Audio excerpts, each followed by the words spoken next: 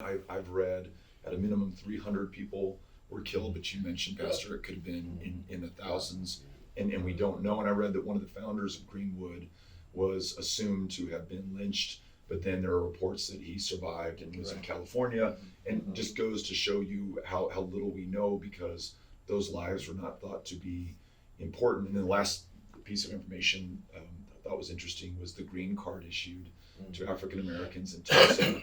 The fear was so great that there would be reprisals, which it would be hard to blame anybody for feeling that way and wanting to visit reprisals on those who killed relatives, friends or family, that you had to carry a green card should you want to be able to work or be in the community.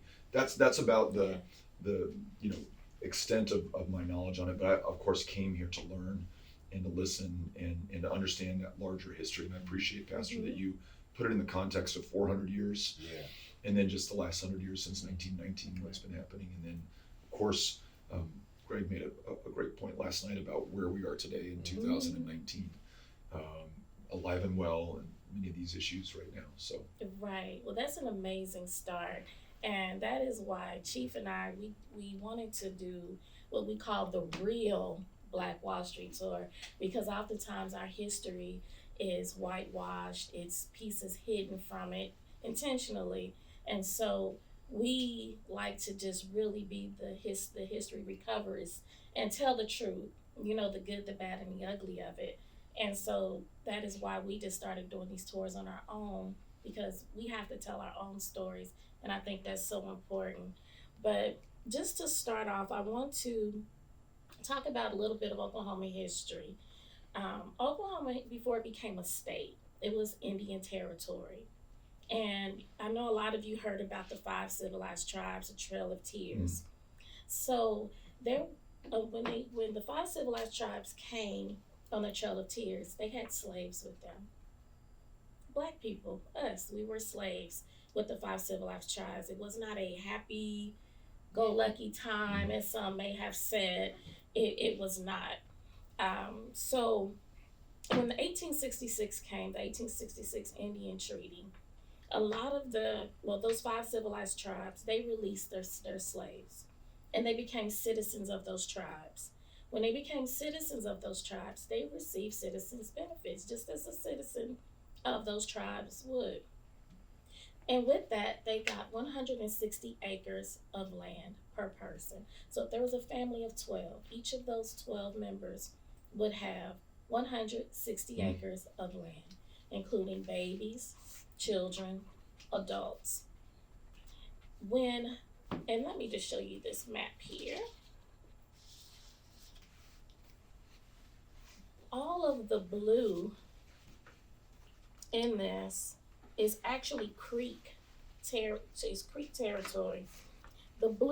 Each blue square represents 160 acres of land that was given to what is called freedmen.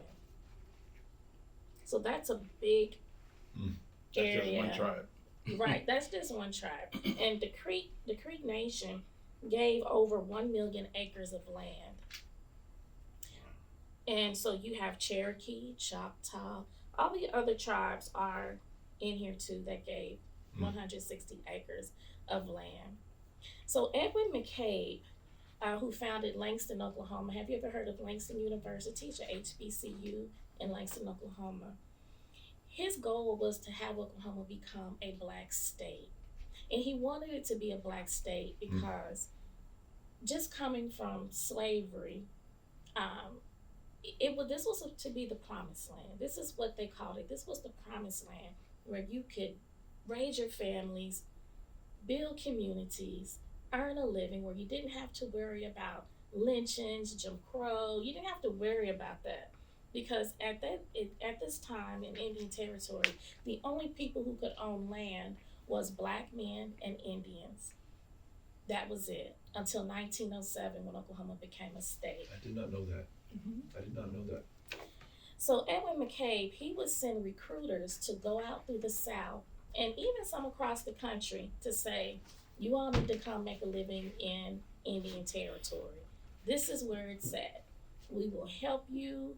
And that's what they did. It was community. And one of the things that me and Chief always try to debunk is you hear a lot of people say the only reason why Greenwood was successful was because of segregation. No, it was a state of mind. They understood that they needed each other. This was the promised land. This is what they were building. So it wasn't segregation. But by 1920, Oklahoma had over 50 black towns, 50 black townships. Oklahoma today is still the number one state who has the most black towns in it today. How do we define a black town? You have Boley. How do you define it? Oh, black towns is actually founded by black people. Majority of the black people live in that town. Most of them are still mayors of a lot of these towns. They're small towns, but that's how it is defined as black towns. And actually, one of the oldest black towns is, I always have a hard time pronouncing it, Tallahassee. And it means old town. It's a Creek term. It means old town. And it was 1868. And some of the Creek Indians abandoned it, but they just gave it to their slaves. So they kept the town and just built, and it still exists today. So we have an amazing history of that. Now, when Oklahoma became a state in 1907, the first law here was Jim Crow. So in 1907, what also came with Jim Crow is what was called as taxes. So that family of 12 that I mentioned before with the 160 acres of land, taxes was due on that land that they just could not pay. So, and then on a lot of those acres of land was oil wells, which made a lot of black people wealthy during that time. And one of those people, if you ever heard of Sarah Rector, the 11-year-old girl here in Oklahoma, she was from Taft, Oklahoma, which is another black town, Taft, and still exists today. She became a millionaire. In 1918, she became a millionaire. And it was just, it was talk over the country. The NAACP was hearing stories about, everyone wanted to come and marry her, even at her young age. They was trying to figure out ways to get rid of her parents, because during that time you would get a white guardianship on the acres of land. That's right. Even if you had parents, because they considered the parents to be incompetent to handle that type of land ownership and money that they would get. And a lot of times these white guardians would rob them of their money. Today there's a huge house right on South Peoria by Philbrook of Sarah Rector's Is this the Osage? Nisha, I just read a book, Killers of the Flower Moon, Yes. about the oil wealth of the Osage and how their parents were being killed and their children turned over to white guardians who in many cases had killed their parents to become the guardians and inherit the oil wealth. Absolutely. Is this the same Different story? Different story. same Yes. motivation? It sounds like the same absolutely. amount of Exactly. wealth. Wow. Exactly. And her name was Sarah Rector. Sarah Rector, and you can look her up. And an interesting story about Sarah Rector is she was getting $300 per day just from from the oil well on her 160 acres of land. And there were stories about her because they would see her with these raggedy clothes, no shoes, horrible living conditions, and they were like, how is she living like this when she's producing all this money every day? What is her guardian doing? So word got out to W.B. Du Bois with the NAACP. They came here to rescue her, and they were able to get the bank to say that she was white. I don't know how they did that, but they did, because that was the only way her money was going to be protected. And then W.E.B. Du Bois, he contacted Booker T. Washington. Booker T. Washington then let her become a student in his boarding school. So she moved away and she went to his boarding school where she later graduated from Tuskegee. And that's where she married and lived a great life. And she did even take her mother with her as well. So that's a very interesting story. Yeah. You can Google that Yeah. story. But just to go back to the history, this is how they started to lose a lot of the land. And then also, then families would bury each other on their land. Well, that became against the law. So they were losing land. They were any way they could find to take these black people's land is what they did. But coming back to Greenwood, there was all those 50 towns, those townships, they would actually come to Greenwood to spend their money. So on the weekends, Greenwood was the place to be. You could come see shows, you go to the theater, you buy the finest dresses. Greenwood was the place to be. So Greenwood wasn't only just circulating the dollar, as they say, over 7, some say 10, 15 times in this community, but all these other black townships was coming here. There was a train that went right through the middle of Black Wall Street. So you have all these people from these towns coming, spending money in Greenwood. And the census in 1920 says that there was 1 million people in Oklahoma in 1920. 1 million black people. And so you can Google that and look that up as well. So I will go ahead and really just let Chief go from there.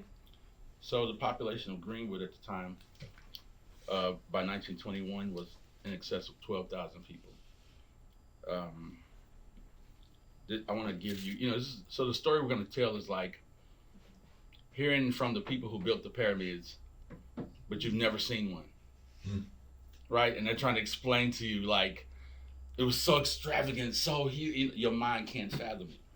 So we started doing this tour because we wanted you to be able to see an outline of. So this is where we are right now. We're right here in this church, Mount Vernon. Okay, this is only 10% of the district that we're looking at from here to here. The bottom parts of the map were intentionally cut off, so you couldn't go the next 20 blocks and see how much development was actually in Greenwood. This is 1916. By 1921, it had grown even more. So all of this was completely destroyed. I mean, just burnt to nothing and bombed. The rail system that she talked about is this one. This is Greenwood Avenue. That rail system ran straight down Greenwood. The train depot was down here. 500 people in excess would get off the train inside the Greenwood district on a daily basis. You can't have enough barbershops. You can't have enough grocers. You can't have enough of anything. So everybody became industrious and basically took advantage of the oil boom and all the people who saw success because the population grew, just so big in a very short period, 15 years. From the moment O.W. Gurley got here to 1921, we haven't seen anything like that. So, and just to show you how resourceful they were, they rebuilt Greenwood to 85% in 5 years. Because they had the help of those satellite towns of 50 townships. Not only that, a lot of the survivors hid money inside chimneys, and they would take brick and have spaces made where they kept money. So if you watch some of the old footage and you see people rumbling through the bricks and trying to go through, they're going back looking for money. And I heard that from Wes Young, who was a survivor, because I was like, how did they build it so fast? Where did the money come from? He said, these people were brilliant. You got to understand, we've already survived 400 plus years of chattel slavery, and then being a runaway and trying to figure out how to survive on your own. You come up with the most ingenious ways to store money, to, do whatever you need to do to survive. So this is Greenwood. Okay. This is 1918. These are all the World War I veterans that took a photo in front of the Dreamland Theater, and you can see the buildings behind it. Or this is all on Greenwood. It's when you get down on Greenwood and you get to see these buildings, and you get to see what the destruction that the highway did. You don't know the level of destruction until you actually seeing images of what was there. When did the highway come through? I believe it was 1968, I believe. Yeah. And not an accident that the alignment of the highway came through. Oh, not at all. Right. Not at all. Yeah, because it completely tore out the infrastructure of the business district. Because there were hotels. In fact, the very spot where the highway is at, there were hotels there. And it took out all of that. You cut the city off. Yeah, completely. It became a wall. Separated. The Yeah. community away from the rest of it. This is Vernon AME, the church we're in now, in 1916, pre-basement. Okay. No, it's destroyed on that. Right. Now, how we normally do our tour is we take you to all the places we tell the story so that you can know where was Dick Rowland and Sarah Page, what building did that happen in, what location, so you can see the relationship between downtown and Greenwood. And That was the incident that is alleged to have sparked it exactly. in an elevator. She yells out rape. Absolutely. The newspapers start publishing Yes, headlines trying to that is that inflame. story. Absolutely. And sorry, that was in this building? No, this is the courthouse building. Okay. But that building this is that building right there. It happened in this building right here, called the Drexel Building, on the second floor. So, the sheriff who arrested Dick Rowland, they knew that they knew each other. Everybody in town knew they knew each other. So it wasn't an uncommon practice. How would he know exactly what building to go to, second floor, where the bathroom's at, right? And she never filed any charges against him, right? So they just said, let's just hold him till everything dies down. That was the initial plan. But Lloyd Jones, the owner of the Tulsa Tribune, wrote the article that sparked the fire. Not only that, you had a convention happening at the same time. The Sons of the Confederate were having a convention. So the climate was perfect, right? It was like everything you need to create this climate of fear and anxiety and turmoil and chaos was ripe. Everything is, it's like, I say all the time, we're actually revisiting history. We're watching history right now recycle itself, literally, because there are so many parallels between the climate now and the climate then. So many parallels. Yeah. Because now you got this collective mindset, this collective group of people who are looking at the world and saying, this world is changing. Look downtown. They're looking from these buildings here, looking at Greenwood and saying, look, this is the 20s. What's happening in the 20s politically and economically? Depression. But they're not seeing a depression in Greenwood. What is the problem? How can we eliminate that? Not only that, they are in prime real estate area. Prime, all the rail systems roll straight through the middle of Greenwood and down around Greenwood. 3 rail systems in that one area. So the imagery is, this is going to become the Mecca. It is going to truly become the promised land for these people who we have dehumanized, marginalized, and made the rest of the world believe it. Now we don't have any evidence, right? They've broken every stereotype that we've placed on them, to keep them confined and to do whatever horrific crimes we can commit against these people.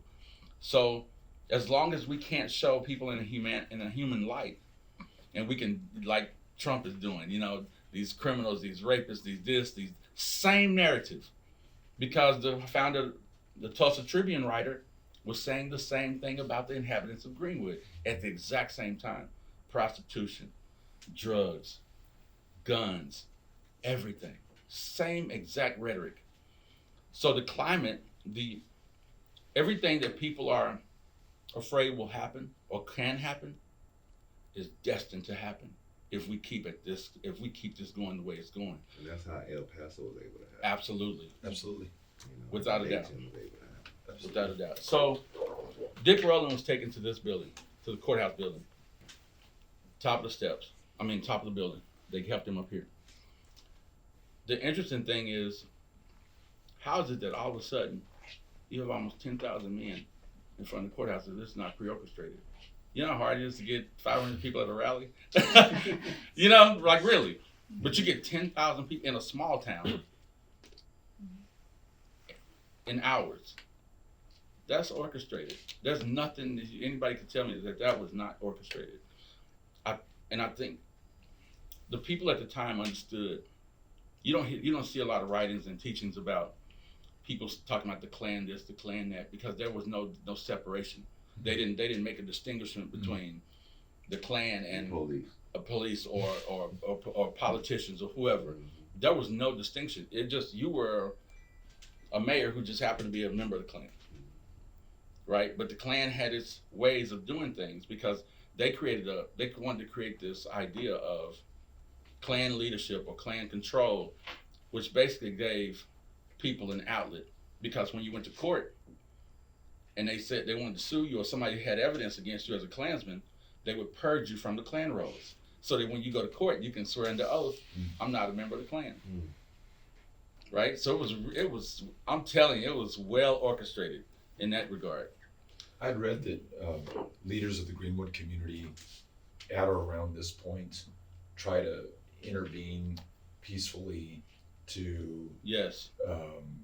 Protect Roland's life, yes. and also just to make sure that justice is carried out. Let's go through That's right. the due process and see if this actually took place, and try to maybe bring the temperature down. I don't know the right way to describe it. Is that true? That is true. They came to the courthouse as well. O.W. Gurley, O.B. Mann, Smitherman, these are all big businessmen in Greenwood. Because they're looking at it like, look, our whole town could burn down over this. We want to stop that. Whatever help he needs, and veterans, they all went to the courthouse early in the evening. Said, Sheriff McCullough, we'd like to help you, assist you in any way possible. He told them, he reassured them, I got this under control, nothing is going to happen to him. There's not going to be a lynching. Well, they didn't trust it because just 2 years prior, they had lynched a white man. And they said, look, if they lynched their own people, there's no way they're not going to lynch that boy. So, and they had already stopped a previous lynching a couple of years earlier as well. So the idea was, we can't let that happen again, because these people are already uppity. They got a attitude that we don't like. Okay, so second time, a spy went into Greenwood and said, they're getting ready to lynch him. Now somebody has incited the group to come back. So this time they come back, it's about 75 plus. Maybe, I've heard rumors of 75 to 300 men came back. They came back to the courthouse. They offered help again. One man said, what are you gonna do with that gun, nigga? He said, I'm gonna use it if I have to. The man grabbed the gun went off, first casualty. Now it's wartime. And everybody's retreating. That happened in front of the courthouse? In front of the courthouse building. So on our tour, we take you there and we show you the maps, or we show you how they retreated and which streets they went down. So you can kind of visualize that in your mind and understand how everything went down. Then you have the dividing line, which is the Frisco tracks. That's what divides the city from black and white. Those people in Greenwood already knew. Once that second warning came, prepare yourself to defend Greenwood. Now you got all those World War I veterans who are prepared to defend their community because they've already experienced the Red Summer of 1919, and it taught them a valuable lesson. You can't have a peaceful community and not be able to defend it. They had created an incubator society where people like Olivia Hooker, who passed at 103 last year, she said, as a little girl, I never even knew what racism was. I never met a racist my whole life. In 1919, 1920, 1921, all her years of life, she never experienced it because they created, for the lack of better words, their own Wakanda. You know, they protected and defended their children. It was like therapy. Like, we want to create this healing process, a place where we can heal from all of the tragedies of the past and reinvent ourselves. We've already built a country on our backs, blood, sweat, and tears. Why can we can't build our own towns and our own cities, right? When they did it, but they created a safe haven. So they literally had in their community everything a human being could want. There was nothing you could not want. They didn't have to tell them about the past tragedy. They just told them the strength we have, how we overcame the stuff that we had to overcome. But they never knew the things that their families had experienced, and their greatest fear. People say, why did they never talk about it? Because they didn't want the next generation to grow up with that hatred of what they felt in their hearts. And they said, not only that, if there was even an inkling that you did it, the whole year of 1922 was about kidnappings and whipping parties. The whole year of 1922, that's what the Klan did in Tulsa, to make sure nobody ever spoke about it again. So the conspiracy of silence, it was real. It was very real. So, Before he goes into that, yeah. I want to add on to the fact about what he just mentioned. This land that was developed, as he stated, from just a few generations outside of slavery, and it goes against every notion that Republicans try to denote and put on African Americans that we need a handout. This was before Pell Grants. This was before affirmative action. This was before any governmental service. We didn't have any grant organizations to do this. We didn't have any small minority business loans. This was completely grown by black people. We literally pulled ourselves up by our own bootstraps, and that counters every argument. As Chief was saying, that infuriates people. You know, for them to, as you pointed to the building, they can look over and see this wealth, and without any help from anybody. And so it just goes against that whole notion that you know the welfare queens are all this modern day crap that's really racist. Greenwood defied that, and how did this country repay them? They destroyed it. They destroyed it. It couldn't stand. No, It couldn't allow that to stand and no. defy everyone's prejudice or stereotype Yeah. or the story that those in power were trying to tell the country about who we were. Right. Yeah. Within the government, struggle at the same time. Yeah, Mhm. absolutely. That's right. This was through the highway. Right, Coming with through. urban removal. Mm-hmm. Yeah, and so that it was real, and the urban removal actually started in 1921 as well, because there's a colony west of here, a gentleman named Charles Page, who founded Sand Springs and built the Charles Page Railroad, which actually ran down Greenwood. His family, his wife, they had a orphanage and a widows center.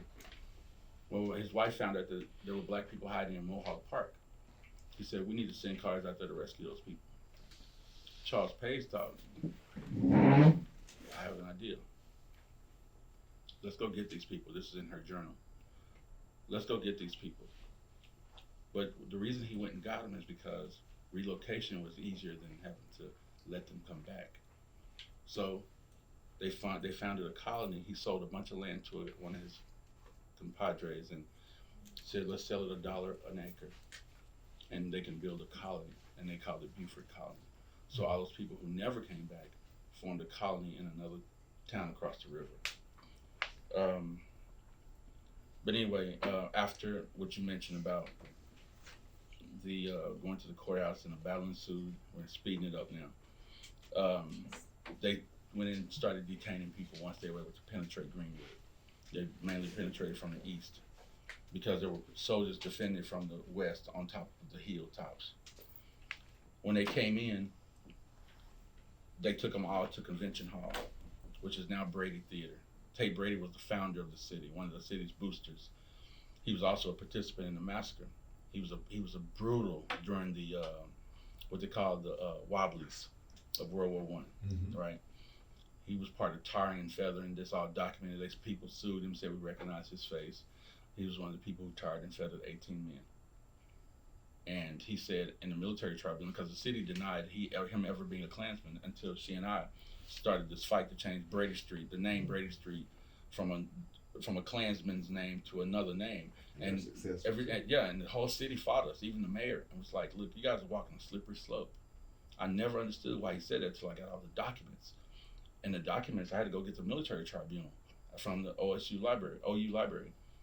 And the city has denied to this point that he was ever a Klansman. In the military tribunal, he states, I'm a proud Klansman, just like my father. And I built my house as a replica of General E. Lee's house. And you found that? Yeah. He said, my father would turn over in his grave if he knew how you guys were trying to run politics in the city. That was his testimony in the military tribunal. At that point, nobody could ever deny that he was a Klansman. And he was states, involved.